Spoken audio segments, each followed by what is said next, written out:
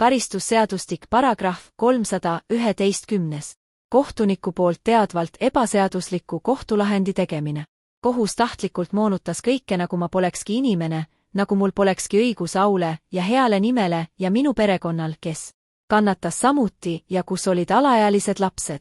Ekspress Meedia artiklid ei olnud lihtsalt süütud artiklid, vaid need olid ka minu suunal ähvardamine, võrdõiguslikkuse rikkumine, diskrimineerimine, vaenu õhutamine, mis kõik on süüteod ja kohus õigustas neid tegusid.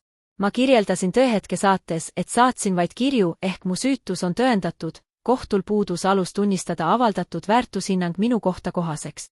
Sellega aitas kohus kaasa süüteole, nõustudes ähvardamisega.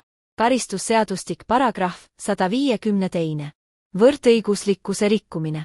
Inimese õiguste ebaseaduslik piiramine või inimesele ebaseaduslike eeliste andmine tema usutunnistuse, varalise või sotsiaalse seisundi alusel. Kohus hindas, et väärtushinnang, kas Agnes üldse sobis saatesse, et see oli kohane, sellega rikkus kohus võrdõiguslikkuse seadust, justkui mina poleks teistega võrdsete õigustega inimene, kes võiks saates esineda.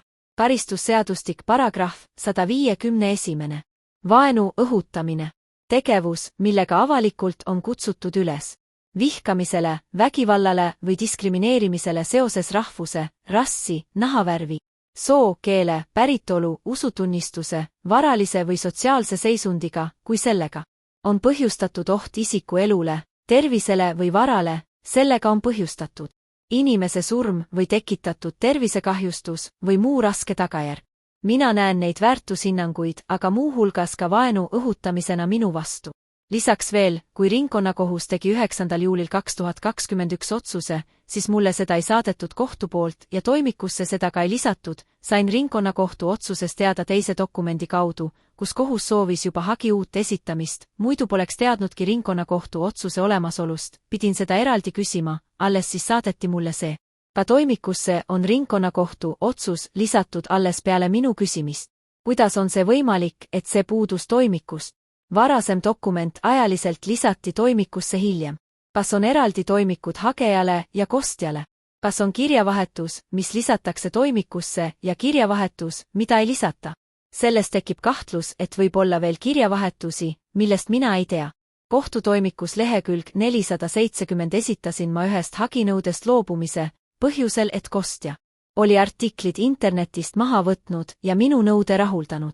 Seaduse järgi, kui nõudest loobutakse selle tõttu, et kostja on hageja nõude rahuldanud, siis jäävad menetluskulud kostja enda kanda. Esitasin tookord taotluse, et kohus vastavalt tsiviilmenetluse seadustikule paragrahv 168.5 jätaks hageja menetluskulud kostja kanda, kuna hageja loobus ühest haginõudest seetõttu, et kostja on hageja nõude rahuldanud. Seda seadust kohus ei täitnud menetluskulude osas. Kohtumenetluse toimik lehekülg 495, 7. oktoobril 2021 võtab kohus määrusega asja uuesti arutlusele, sealhulgas jätkub menetlus Agnese hagis Ekspress Meedia vastu mittevaralise kahju hüvitamises, ehk kohus meelega vaikib, et nõue on aegunud ja menetleb seda ega räägi midagi ja see toimub meelega, kuigi aegumise taotlus oli kostja poolt esitatud 2019 aastal.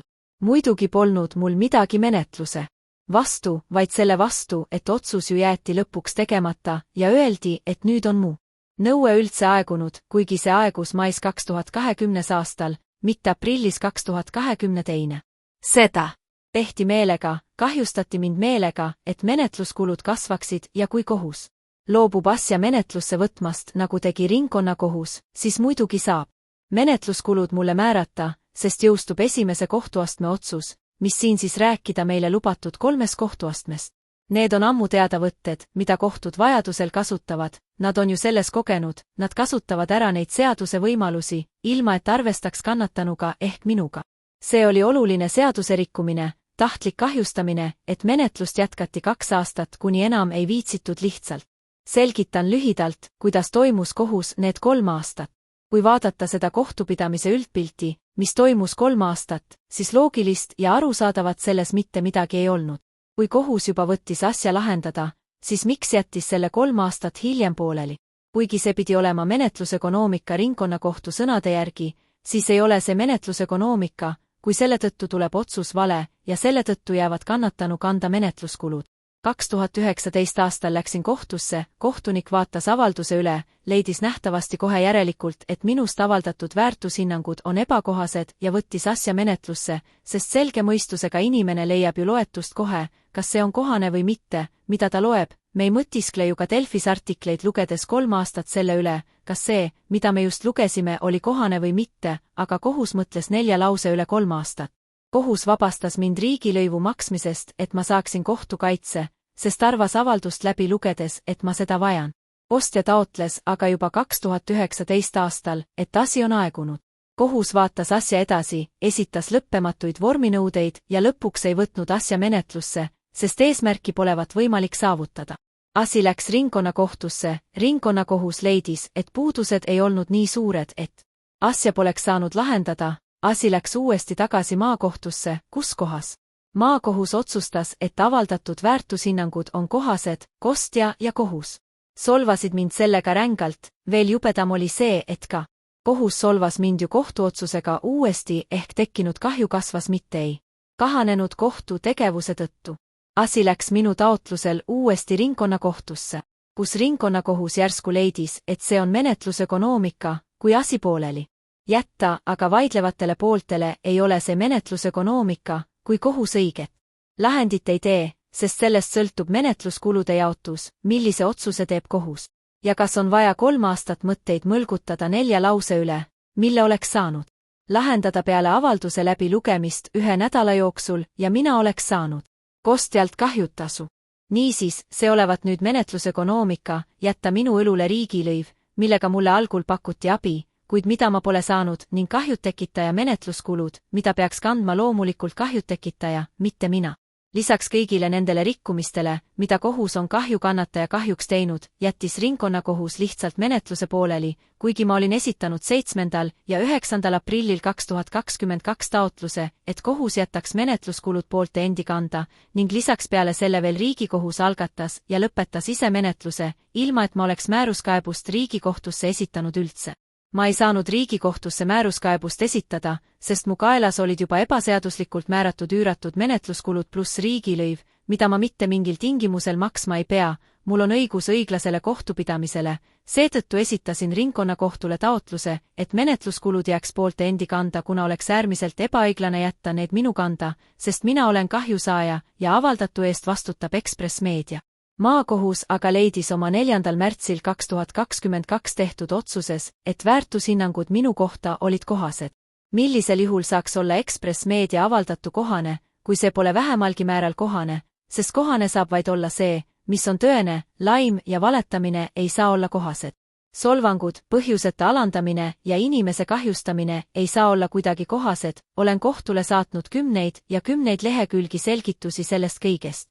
Kui ma Tõehetke saates juba ise ütlesin, et minu kirjad koosnesid tunnete avaldusest, siis olen juba sellega tõendanud, et Ekspress Meedia avaldatu oli ebakohane, kostja pole aga mitte midagi tõendanud. Kokkuvõttes ma ei suuda seda sõnades kirjeldada, toimus äärmiselt suur ülekohus kohtu poolt. Kas kohus on leidnud menetluse käigus, tõendanud midagigi sellist, et minu kohta avaldatu võiks oleks kohane?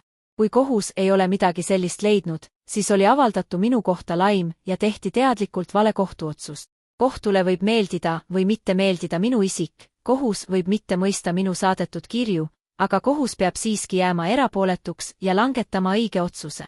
Mul on õigus aule ja heale nimele, mul on õigus õiglasele kohtupidamisele, mis ka järgib ise ja esimesena seadusi, ei algata ega lõpeta ise menetlusi ja ei nõua minult menetluskulusid, mis peavad jääma kahjutekitaja kanda. Ekspress Meedia peab vastutama oma sõnade ja tegude eest, mitte mina ei pea vastutama tema tegude eest. See asi tuleb lahendada, sest siin on rikutud palju kordi seadust, mida poleks tohtinud juhtuda. Kohus ei peaks ega tohiks kohtusse pöördujat tahtlikult kahjustada. Materiaalne nõue aegus 16. mail 2020, aga muu nõue ei aegunud, mis puudutab ebakohaste väärtushinnangute avaldamist, sest kostja süü jääb tema peale nende asjade avaldamise eest, mis ta minu kohta avaldas. Hagi esitamise tähtaeg peatub hagi esitamisega, asja oleks saanud lahendada aasta jooksul peale hagi esitamist ja sel juhul õige kohtuotsuse puhul oleks mulle määratud ka kahjutasu, mille kostja oleks pidanud mulle maksma. Kohtu Tegevusetuse tõttu aga ja teadvalt vale otsuse tegemise tõttu pole mul ei õiget kohtuotsust ega kahjutasu, millele mul oli õigus ja mis oleks leevendanud mulle kostja poolt põhjustatud kannatusi. Kõiki tõendeid kohtutegevuse tegevusetuse kohta on raske nii eraldi välja tuua, sest nii minu esitatud dokumendid kui ka kohtuvastused neile, see on kõik üks tervik, see kõik on oluline info, et tekiks õige pilt. Dokument saadetud 5. mail 2022.